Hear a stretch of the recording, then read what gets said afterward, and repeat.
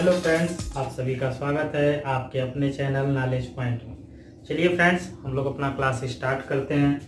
BTC second semester math. ठीक है दोस्त, तो आज हमारा जो चैप्टर है या जो पार्ट है वो क्या है? समीकरण तथा सार्वसमीका का अर्थ। जो हमारा चैप्टर है वो है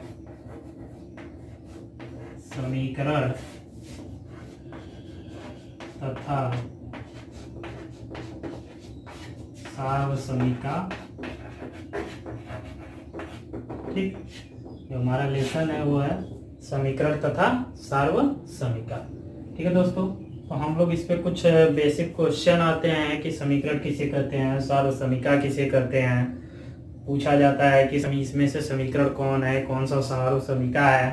ठीक है ना, और समीकरण कितने प्रकार के होते हैं। तो थोड़ा सा उस पर भी बेसिक कुछ बातें हैं, उसको हम लोग देखेंगे। उसके बाद हम लोग क्या करेंगे, फिर इससे रिलेटेड जो क्वेश्चन आते हैं, कितने तरीके के हर टाइप के क्वेश्चन देखेंगे। ठीक है, चलिए सबसे पहले बात करते हैं कुछ जैसे बेसिक की बात करें तो सबसे पहले हम बात कर लेते हैं कथन क्या होता है। कथन क्या होता है, तो बात करेंगे कि यदि कथन क्या होता है, तो कथन वह वाक्य या वह प्रकार का वह सेंटेंस होता है। ठीक है ना, कथन वह सेंटेंस होता है जिसका यह कहना सुनिश्चित होता है कि वह सत्य है कि असत्य है। मतलब समझिए कि मतलब कुछ ऐसी बातें जो कही गई हो उसका अगर सत्य होना या असत्य होना अगर सुनिश्चित होता है तो वो हम क्या कहते हैं, उसे हम कहते हैं कि वो कथन है। जैसे देखिए, बात को समझिएगा। जैसे रविवार के बाद क्या, रविवार के बाद सोमवार आता है। रविवार के बाद सोमवार आता है। या मैं कहूं कल इंडिया मैच जीतेगा। बात को समझिएगा। देखिए, मैं कहूं रविवार के बाद सोमवार आता है, यह कहना सत्य हो सकता है या असत्य हो सकता है? ये सत्य हो सकता है या असत्य हो सकता है। तो रविवार के बाद सोमवार आता है, ये कहना सत्य है। ठीक है, ये सत्य हो सकता है, ये सत्य है भी। ठीक, लेकिन कल इंडिया मैच जीतेगा, क्या ये कहना निश्चित मतलब सत्य है या असत्य हो सकता है? नहीं हो सकता है। ये सुनिश्चित नहीं किया जा सकता है कि कल इंडिया मैच जीतेगा ही या नहीं जीतेगा। आई बात समझ में? तो जो कथन अगर हम लोग कहते हैं, मतलब जो सेंटेंस हम लोग कहते हैं, अगर उसका सत्य या असत्य होना निश्चित होता है, इसको हम सत्य भी बोल सकते हैं या असत्य बोल सकते हैं, निश्चित तौर पे बोल सकते हैं, तो क्या कहलाता है? कथन कहलाता है। आई बात समझ में? क्या कहलाता है? कथन कहलाता है। ठीक, चलिए अगले टॉपिक की बात करते हैं। तो अगला हमारा टॉपिक है, पहले हम समीकरण को समझने से पहले समझते हैं कि चर क्या होता है और अचर क्या होता है।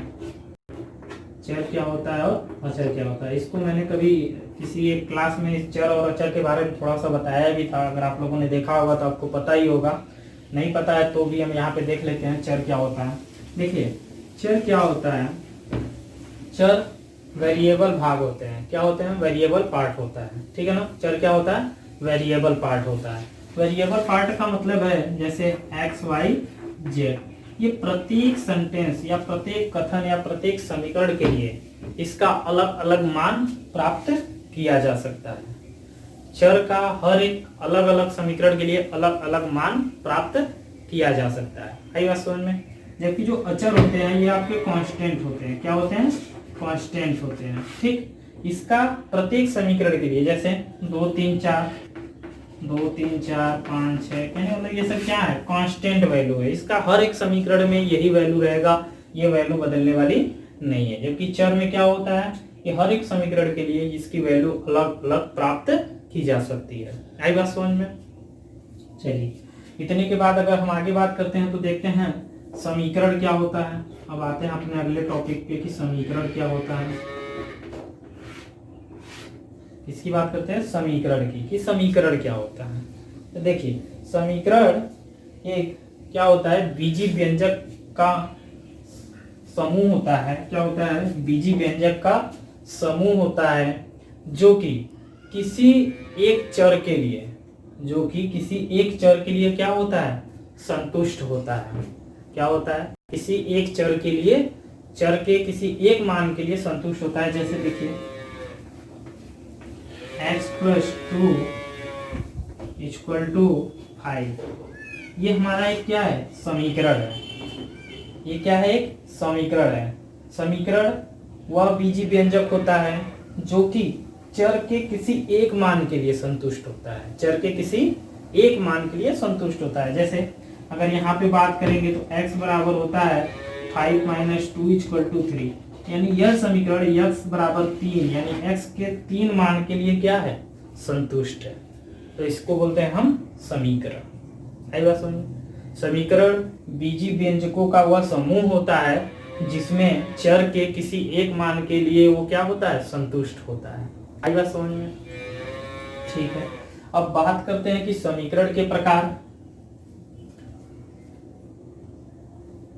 चलिए आगे देखते हैं कि समीकरण कितने प्रकार के होते हैं। इतना समझ में आ गया होगा। चलिए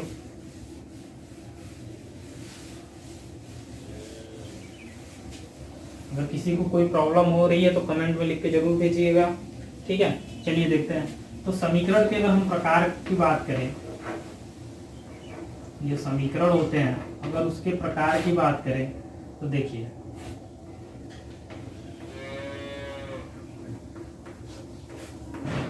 क्या होता है कि अगर हम समीकरण के प्रकार की बात करें तो समीकरण देखिए हमने बोला था कि इसमें चर आते हैं। ठीक है ना? तो पहला तो हम इसी तरह कर सकते हैं एक चर वाला समीकरण। क्या कर सकते हैं? एक चर वाला समीकरण। एक चर वाला समीकरण। ठीक, एक चर वाला समीकरण क्या होगा? जैसे x + 2 = 5 अभी लिया था, इसमें एक चर है इसलिए इसको एक चर वाला समीकरण बोलेंगे। ठीक, दो चर वाला समीकरण बोल सकते हैं।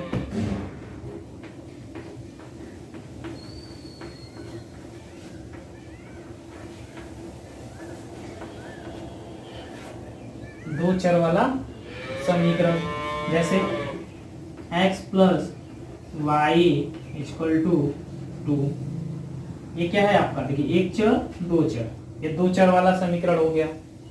ठीक, इसी तरह तीन चर वाले भी समीकरण हो सकते हैं। ठीक है ना? तो देखिए चलिए ये रहा चर के हिसाब से कि एक चर वाला समीकरण, दो चर वाला समीकरण। अब हम बात करते हैं चर के घात के आधार पे कि कितने प्रकार के हो सकते हैं। जैसे देखिए अगर हम दूसरे टाइप की बात करेंगे तो चर के घात के आधार पे देखते हैं।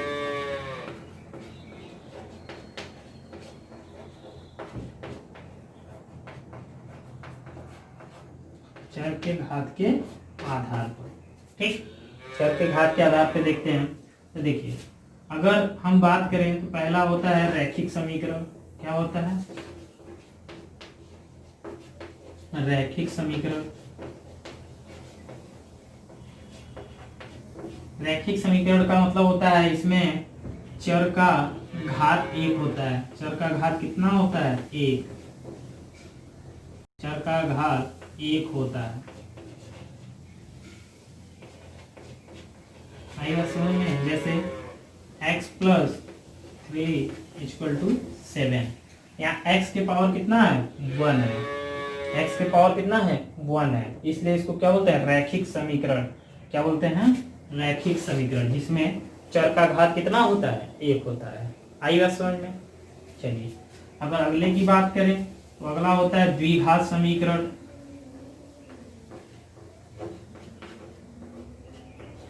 द्विघात समीकरण। तो द्विघात समीकरण क्या होता है? इसमें जो चर होगा चर का घात कितना होगा? नाम से ही क्लियर है, द्वि मतलब दो। चर के घात दो होते हैं। आई बात समझे? चर के कितने घात होते हैं? दो होते हैं। जैसे देखिए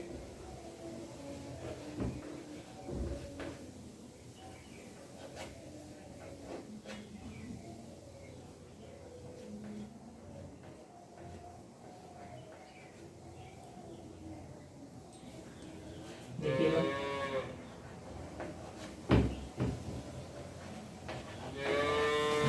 यहाँ x के पावर कितना है? 2, यानी x के कितने घात हो गए? 2। तो इसको क्या बोलेंगे? द्विघात समीकरण। आई बात समझ में? इसी तरह चर के 3 घात हो गए तो उसे त्रिघात समीकरण बोलते हैं। और हमारे सिलेबस में त्रिघात समीकरण तक है। ठीक है ना, जो हमारे सिलेबस है, हमारे सिलेबस में हमें त्रिघात समीकरण तक पढ़ना है कि त्रिघात समीकरण क्या होते हैं, त्रिघात समीकरण को कैसे सॉल्व किया जाता है, उसके मूल क्या होते हैं, इसी तरह द्विघात समीकरण के मूल क्या होते हैं, मूल कैसे निकाला जाता है, ये सब हमको इस सिलेबस के अकॉर्डिंग वहां तक पढ़ना है। आई बात समझ में? चलिए अगर हम लोग आगे बढ़ते हैं तो देखते हैं, अब देखते हैं, ये तो हम जान गए कि समीकरण के प्रकार, समीकरण कितने प्रकार के होते हैं बताया, एक चर वाला समीकरण, दो चर वाला समीकरण, इसी तरह घात के आधार पर बताया रैखिक समीकरण, द्विघात समीकरण, इसी तरह त्रिघात समीकरण, उसमें चर के पावर 3 होता है। आई बात समझ में? चलिए देखते हैं आगे। अब ये तो रहा कुछ बेसिक, ये तो कुछ हमारे बेसिक क्वेश्चन थे। ठीक है ना, अब हमें जो पढ़ना है वो क्या पढ़ना है कि समीकरण को कैसे बनाया जाता है। ठीक, समीकरण कैसे बनाया जाता है और समीकरण को कैसे सॉल्व किया जाता है। आई बात समझ में? चलिए देखते हैं। देखते हैं हमारा जो टॉपिक हो गया वो हो गया समीकरण को बनाना तथा हल करना, समीकरण को बनाना तथा हल करना। ठीक है ना, चलिए अब बात आएगी कि समीकरण को क्या बनाते हैं या कैसे हल करते हैं। तो देखिए कुछ क्वेश्चन हम लोग पहले देखते हैं, बेसिक कुछ क्वेश्चन देखते हैं। जैसे अगर हमारे पास क्वेश्चन हो x + 2/2 = 7, ठीक है ना, अगर टाइप 1 की बात करें, टाइप 1 की बात करें तो हमारे पास एक क्वेश्चन है कि x + 2/2 = 7। तो इसमें क्या करना होगा, इसमें हमें x की वैल्यू फाइंड करनी है। क्या करनी है? x की वैल्यू फाइंड करनी है, तो x का मान निकालना है। ठीक है ना, चलिए देखिए इसको सॉल्व कैसे करते हैं। देखिए कुछ बेसिक चीजें हैं उसको बताएंगे, थोड़ा ध्यान से सुनिएगा बात को। जैसे देखिए x + 2/2 = 7 है। देखिए अब इक्वल के मतलब बराबर के इधर की जो चीजें होंगी उधर जाती हैं तो कैसे बदल जाती हैं। देखिएगा अगर इक्वल के इधर की चीजें अगर भाग है, क्या है, डिवाइड किया गया है, भाग किया गया, तो इधर जाएगा तो उसका मल्टीप्लाई हो जाएगा। क्या हो जाएगा? मल्टीप्लाई।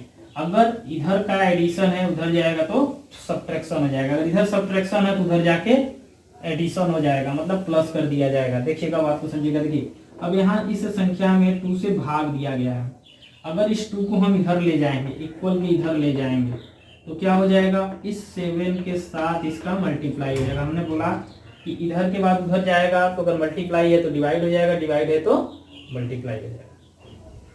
आई बात समझ में? तो देखिए यहाँ 2 से डिवाइड किया गया था तो इधर आके क्या हो जाएगा, मल्टीप्लाई हो जाएगा। तो हमने मल्टीप्लाई कर दिया, x + 2 = अब इसका मल्टीप्लाई कर देंगे, आ जाएगा 14। x बराबर, अब देखिए हमने बोला था कि जब इक्वल के इधर आएगा प्लस होगा तो माइनस, माइनस होगा तो प्लस। तो देखिए यहाँ +2 था तो इधर आके क्या हो जाएगा, -2 हो जाएगा। क्या हो जाएगा? -2। तो देखिए -2 यानी x बराबर कितना आ गया, 12। आइए समझ में? इसमें कुछ लोगों को लग रहा होगा कि सर क्या बता रहे हैं, प्लस माइनस क्या कर रहे हैं करके, लेकिन देखिए कुछ ऐसे बच्चे हमारे यहाँ होते हैं बीटीसी में जिनको थोड़ा सा मैथ तो नहीं पढ़े होते, उनको प्रॉब्लम होती है, इसलिए उनको ये बताना जरूरी होता है। ठीक है ना, चलिए देखिए तो आई बात समझ में, बस इतना ध्यान रखना है कि अगर इक्वल के उधर जाएगा या उधर से इधर आएगा तो साइन जो होते हैं वो बदल जाते हैं। जैसे इधर अगर मल्टीप्लाई है तो इधर आएगा डिवाइड हो जाएगा, अगर इधर डिवाइड है तो इधर आएगा मल्टीप्लाई हो जाएगा, अगर इधर प्लस है इधर आएगा माइनस हो जाएगा, माइनस है तो प्लस हो जाएगा। ठीक है ना, ये ध्यान रखिएगा। बाकी सॉल्व करना बहुत आसान है, कुछ नहीं करना है, बहुत आसान होता है। ठीक, चलिए हो गया। चलिए अगले क्वेश्चन की तरफ बढ़ते हैं। अगला क्वेश्चन देखते हैं कैसा।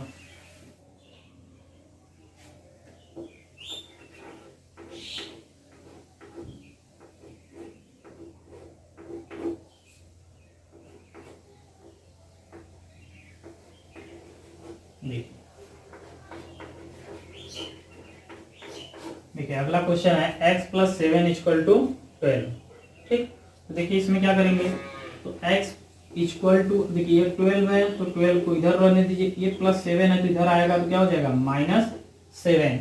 बताया था ना कि इधर जाएगा तो साइन बदल जाएगा, प्लस है तो माइनस, तो 7 हो गया, तो 12 में से 7 गया 5, यानी x की वैल्यू कितनी आ गई 5।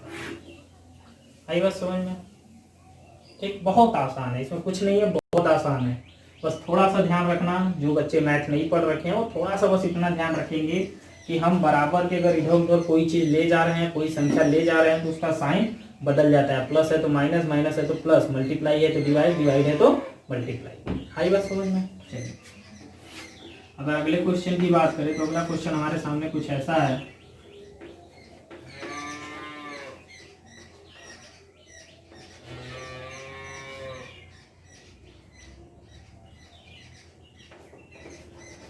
ठीक, हमारे सामने कुछ क्वेश्चन ऐसा है, इसमें हमें x की वैल्यू क्या करनी है, फाइंड करनी है, x की वैल्यू फाइंड करनी है। तो देखिए इसमें क्या किया जाता है, x वाले पार्ट को एक तरफ, ये अगला टाइप है, ये अगला टाइप है, इस टाइप के भी क्वेश्चन आते हैं।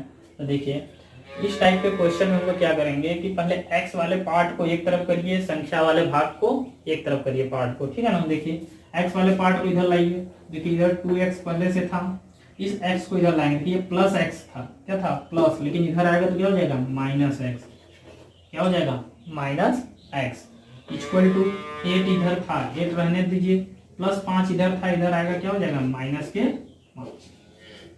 आई बात समझ में? क्या हो जाएगा -5।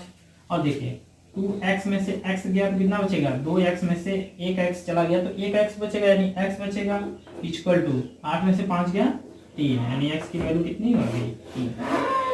ठीक है, बहुत आसान है, कुछ भी नहीं है, बस थोड़ा सा दिमाग लगाइए, एकदम इजी क्वेश्चन है, ठीक है ना, नोट कर लीजिए।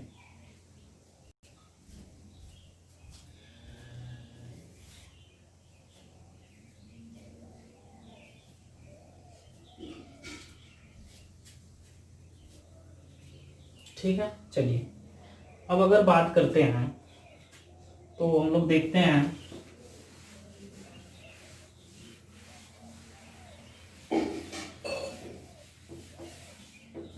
अब जैसे कुछ क्वेश्चन आते हैं उसको भी थोड़ा सा हम लोग देख लेते हैं। कुछ पूछा गया क्वेश्चन है,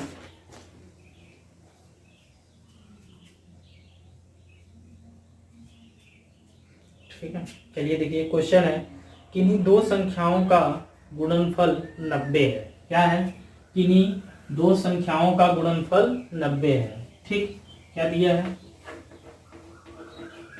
गुणनफल कितना दिया है 90, गुणनफल क्या दिया है 90। ठीक, और क्या दिया है, दो संख्याओं का अंतर 40 है। दो संख्याओं, उन्हीं संख्याओं का जो अंतर दे रखा है वो कितना दे रखा है, अंतर जो दे रखा है वो कितना है 40 है। ठीक, फिर पूछ रहा है तो संख्या ज्ञात कीजिए, ठीक है ना। तो देखिए इस क्वेश्चन को करेंगे कैसे, क्या दिया है, दो संख्याओं का गुणनफल 90 है और उनका अंतर कितना है 40 है। ठीक है ना, ये अगला टाइप का क्वेश्चन है। तो देखिए ये क्वेश्चन कैसे करते हैं, सबसे पहले देखिए लिखेंगे, माना संख्या x और y। देखिए इसको दो तरीके से किया जा सकता है। ठीक, इसको दो तरीके से किया जा सकता है। कैसे, इसको एक चर के टर्म में भी लेके सॉल्व कर सकते हैं और दो चर लेके भी सॉल्व किया जा सकता है। ठीक है ना, आपके अनुसार मैं दोनों तरीके से दिखा देता हूँ कि दोनों तरीके से कैसे किया जाता है। ठीक है ना, तो पहले मैं देखता हूँ कि दो चर लेके कैसे सॉल्व किया जाता है। ठीक, चलिए देखिए, कह रहा है मैंने लिख दिया मानव संख्या x और y है। ठीक, तो फिर दिया गुणनफल, क्या दिया गुणनफल, यानी इनका मल्टीप्लाई कर देते हैं।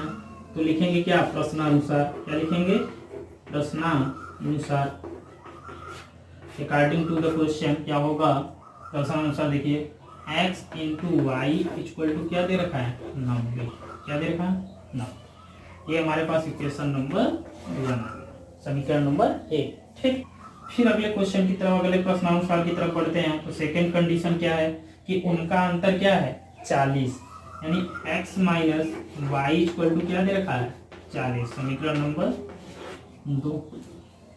ठीक, एक सबसे इंपॉर्टेंट बात यह होती है कि अगर हमारे पास दो वेरिएबल भाग हैं, मतलब दो चर हैं, तो हमें दो समीकरण अगर है हमारे पास तभी हम सॉल्व कर पाएंगे। अगर हमारे पास दो चर है और एक ही समीकरण है तो क्वेश्चन को हम सॉल्व नहीं कर पाएंगे। लेकिन हमारे पास देखिए दो चर है तो दो समीकरण भी, यानी हम इसको आसानी से सॉल्व कर सकते हैं। ठीक, चलिए देखिए कैसे करते हैं। अगर हम समीकरण एक की तरफ चलते हैं, समीकरण एक की तरफ चलते हैं तो क्या होगा, समीकरण एक से, समीकरण एक से देखते हैं तो समीकरण एक से क्या हो सकता है, ध्यान दीजिएगा, x into y equal to 90 होता है। हमने बोला था कि जब इक्वल की इधर जाएगा कोई चीज तो भाग में हो जाएगा, मल्टीप्लाई तो किसमें आ जाएगा, डिवाइड में, यानी x बराबर 90/y हम लिख सकते हैं, इसमें कोई प्रॉब्लम नहीं किसी को। अब इस x के मान को हम क्या करते हैं, समीकरण 2 में रख देते हैं। तो क्या लिखेंगे, x के मान को समीकरण 2 में रखने पर, समीकरण 2 में रखने पर, समीकरण 2 में रखने पर रखिए, देखिए क्या आता है। तो क्या होगा, x का मान दिया है तो 90/y minus y equal to 40। ठीक, आई बात समझ में। चलिए अब इसको अगर हम सॉल्व करते हैं तो देखिए क्या होगा, इसके नीचे 1 मानेंगे और इसको सॉल्व करते हैं, ठीक है ना। चलिए इसको सॉल्व करने के लिए थोड़ा सा देखिएगा, यहाँ पे देखते हैं। देखिए इसका एलसीएम लेंगे तो क्या हो जाएगा, y, ठीक, और 1 का करेंगे तो इसके साथ आ जाएगा आपका, कितना आ जाएगा, 19y माइनस इसका इसके साथ करेंगे तो आ जाएगा y² इक्वल टू 40। आई बात समझ में, इसमें कोई प्रॉब्लम, इसमें सॉरी देखिए यहाँ गलती होगी, यहाँ y आपका नहीं रहेगा, ठीक है ना, यहाँ y नहीं रहेगा, यहाँ हो जाएगा 19 माइनस y² इक्वल टू 40। ठीक, अब इसको देखते हैं, आगे देखेंगे, इस y मल्टीप्लाई इधर आगे डिवाइड हो जाएगा तो आ जाएगा 90 minus y² equal to 40y। ठीक, आई बात समझ में। अब इसको क्या करते हैं, इधर की तरफ लाएंगे तो माइनस हो जाएगा, तो क्या आ जाएगा, देखिए ध्यान से बात को समझिए, या इस दोनों पार्ट को उधर ले जाते हैं, इन दोनों पार्ट को उधर ले जाते हैं। तो देखिए क्या होगा, ये माइनस y² था तो इधर आके प्लस y² हो जाएगा, y²। अब देखिए ये प्लस y 40y था, इसको रहने देते हैं, प्लस 40y माइनस के 90 इक्वल टू इधर क्या बचेगा, 0। देखिए ये बन गया आपका एक द्विघात समीकरण। क्या बन गया, द्विघात समीकरण। अगर किसी को द्विघात समीकरण सॉल्व करने आता है तो इसको आसानी से कर सकता है, अगर द्विघात समीकरण सॉल्व करने नहीं आता है तो नहीं कर पाएगा। इसको मैं बताऊंगा नेक्स्ट क्लास में कि द्विघात समीकरण को कैसे सॉल्व करते हैं, फिर इस क्वेश्चन का आप आंसर सॉल्व कर पाएंगे, ठीक है ना। आई बात समझ में, ठीक है। चलिए अब अगर आगे बात करते हैं कि एक चर, अभी हमने दिखाया दो चर के हिसाब से, ठीक है ना, तो ये हमारे पास एक इक्वेशन प्राप्त हो गया द्विघात समीकरण। अगर इस क्वेश्चन को हम क्या करते हैं, एक समीकरण के हिसाब से देखते हैं तो कैसे सॉल्व करेंगे। देखिए एक समीकरण के हिसाब से इसको देखते हैं तो कैसे सॉल्व करेंगे। दो संख्याओं का योग 24 है, क्या दिया हुआ है, दो संख्याओं का योग, दो संख्याओं का योग कितना है, 24 है। ठीक, क्या उनमें से एक संख्या दूसरी संख्या की दो गुनी है। कह रहा है एक संख्या जो है दूसरी की क्या है, दो गुनी है, एक संख्या दूसरी की दो गुनी है, तो संख्या बताना है। क्या क्वेश्चन है कि दो संख्याओं का योग 24 है जिसमें से एक संख्या दूसरी संख्या की दो गुनी है। तो देखिए कैसे सॉल्व करेंगे, लिखेंगे माना संख्या x है, माना एक संख्या क्या है, x है, तो दूसरी संख्या क्या हो जाएगी, प्रश्नानुसार दूसरी संख्या क्या हो जाएगी, कह रहा है एक संख्या दूसरी की दोगुनी है, तो दूसरा क्या हो जाएगा, 2x हो जाएगा। हो गया ना दोगुना, एक संख्या का दूसरा दोगुना है तो दोगुना हो गया। ठीक, फिर कह रहा है उनका योग 24 है, यानी प्रश्नानुसार चलेंगे तो x प्लस 2x बराबर कितना हो गया, 24 हो गया। क्या हो गया, 24 हो गया। x बराबर कितना आएगा, सॉरी देखिए अब इसको ऐड कर देंगे तो हो जाएगा 3x बराबर 24, तो x बराबर क्या आ गया, 8, x बराबर कितना आ गया 8। और दूसरी संख्या की बात करेंगे तो ये पहली संख्या रही, दूसरी संख्या क्या हो जाएगी, दूसरी संख्या 2x है, क्या हो जाएगा 2 इंटू एक्स की वैल्यू रख लीजिए 8, यानी टोटल कितना आ गया 60, यानी दूसरी संख्या 16। ठीक, इस तरीके से कुछ क्वेश्चन जो है आपके कथन के रूप में दिए होते हैं, तो उसको समीकरण पहले बनाना पड़ता है, जब समीकरण बन जाता है तो उसको सॉल्व करना पड़ता है। कुछ क्वेश्चन में डायरेक्ट समीकरण दिया होता है, उसको सॉल्व किया जाता है। ठीक, चलिए तो हम लोग नेक्स्ट क्लास में बाकी बात करेंगे कि सार्व समीकरण किसे कहते हैं, और ये भी देखेंगे कि अभी आज जो मैंने छोड़ा कि द्विघात समीकरण कैसे हल किया जाता है, तो कल की क्लास में हम लोग देखेंगे कि द्विघात समीकरण को सॉल्व कैसे किया जाता है। ठीक है दोस्तों, तो आज के वीडियो में बस इतना ही, बाकी नेक्स्ट क्लास में मिलते हैं। Thank you. वीडियो को लाइक और सब्सक्राइब करना ना भूलें।